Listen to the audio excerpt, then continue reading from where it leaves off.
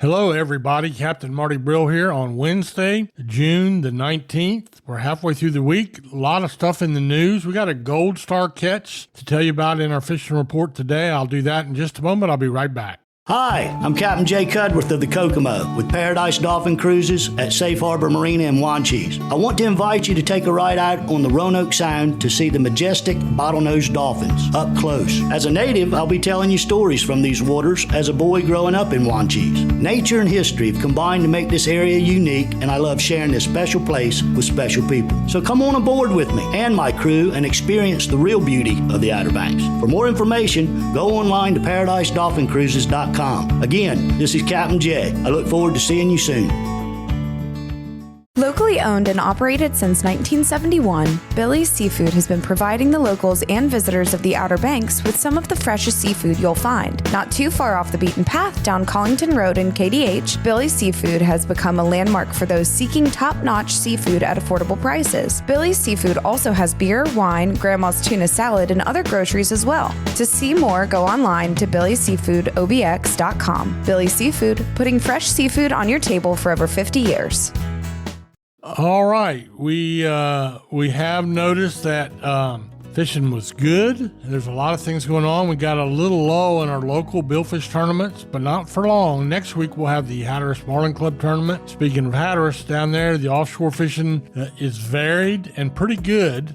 Good mahi fishing, or dolphin. I want to call them dolphin. That's what they are, dolphin fish. That's been good. There's a scattered wahoo and pretty good blackfin tuna fishing, although they're running a little small right now. Occasionally a sailfish or a blue marlin is released, and then their inshore boats are doing pretty good on Spanish mackerel, bluefish, some Atlantic bonita, and even a few red drums. So all in all, it's what you'll see is a theme throughout our report today. There's a lot of variety, not huge numbers, but good variety. For the Oregon Inlet fleet, offshore fishing was good. A lot of dolphin in the catches, and in both fleets, almost entirely what we call bailers, the smaller ones, 3 to 8 pounds. You catch a lot of them around a grass line. There's been a lot of grass line fishing, a big bed of sargasso weed. Captain Omi Tillett used to call that the dinner table because the whole food chain starts right there. And you get your limit, which is roughly 60 of these fish in 15 minutes if your charter is on the ball. You have a little system and your mate is schooled them up real good. It doesn't take long. There's still some yellowfin tuna, and one of the things that was incredible yesterday, I saw some video from some of the boats while they were running along, giant bluefin tuna. Too big to catch legally, but giant bluefins leaping out of the water, busting all over the place. And I may not have all the details of that story exactly right, but I did see that, and it's pretty incredible. So that was going on. We have some tilefish. When I see them bottom fishing for tilefish, that tells me that the tuna bite is leaving a little bit to be desired. And then inshore, you got Spanish mackerel. You have bluefish. There's still a few cobia around. So, you got that bite going on. Now, surf and pier fishing, we mentioned a Gold Star catch. That catch I was made aware of by Tony Bird Dog Lombardi of WalkingAngler.com. Go try that site out, WalkingAngler.com, if you want to see what your options are for boatless fishing.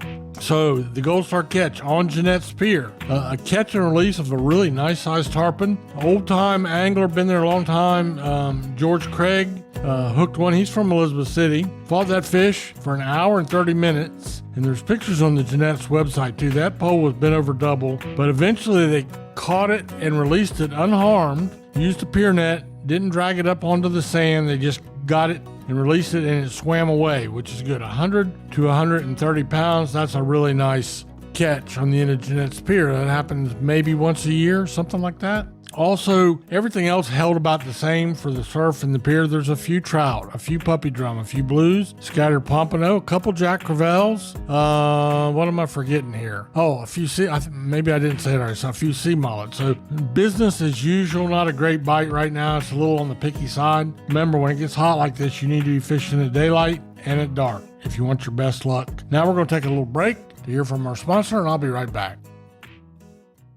When it comes to general maintenance or major modifications on your diesel vehicle, look no further than Wanchese Off-Road Diesel Performance in Kill Devil Hills. Master mechanic Ryan Walker developed the plan for having his own auto shop over 20 years ago, and today he owns the premium diesel performance powerhouse of the Outer Banks. To have him and his crew take a look under your hood, give him a call today at 252-715-0025 or find them on social media. Wanchie's Off-Road Diesel Performance, the diesel performance powerhouse of the Outer Banks. There is a couple things going on in the sound. We know about this trout bite. We've seen some big trout over the last few days. Robin Mann caught that one that was, what was that thing? Six pounds and something. There's some big old sow trout back there.